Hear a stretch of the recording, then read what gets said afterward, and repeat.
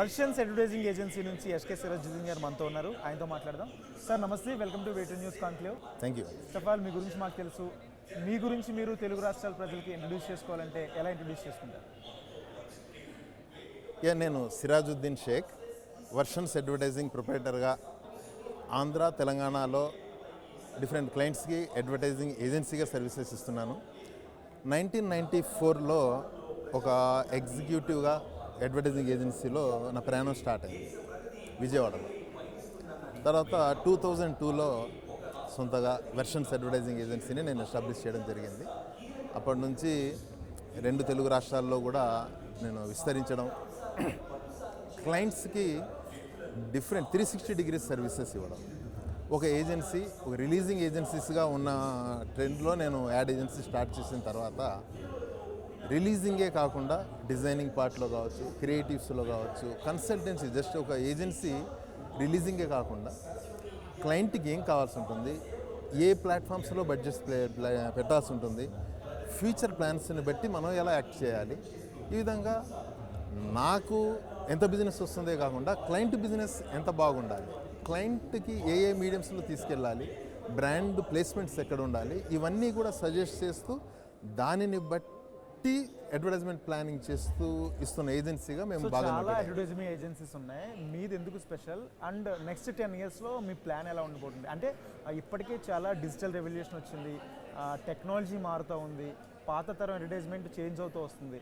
So next 10 yearsలో చాలా changes జరిగే chances ఉన్నాయి. No doubt. సో మీ ప్లాన్ ఎలా ఉండబోతుంది? మిగతా ఏజెన్సీస్తో నేను చెప్పను కానీ మిగతా ఏజెన్సీలు ఎలా అని చెప్పేసి మేము మొదటి నుంచి కూడా అడాప్టింగ్, మార్కెట్ యొక్క ట్రెండ్స్ ఎలా ఉంటే దాన్ని అడాప్ట్ చేసుకోవడం అనేది, దాన్ని స్టడీ చేయడం అనేది మొదటి నుంచి మేము చేస్తున్నాం అండి. R&D టైప్లో చేస్తూ ఉంటాం.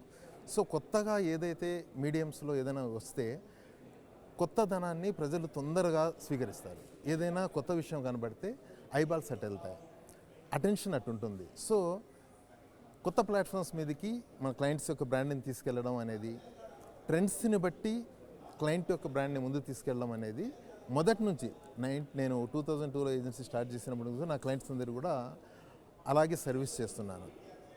ఒక అడ్వర్టైజింగ్ ఏజెన్సీ లాగా నా ఏదైతే పరిధి ఉందో లిమిట్ చేసుకోకుండా క్లయింట్ యొక్క ఆత్మ, అసలు వాళ్ళు ఏ విధంగా తన బిజినెస్ని తీసుకెళ్దాం అనుకుంటున్నారు, ఎక్కడ దాకా విస్తరిద్దాం అనుకుంటున్నారు, క్లయింట్ యొక్క లిమిట్స్ ఏంటి, వాళ్ళ బడ్జెట్స్ ఎలా ఉంటాయి, ఇవన్నీ చూసుకొని దానిని బట్టి అడ్వర్టైజింగ్ ప్లాన్ చేయడము.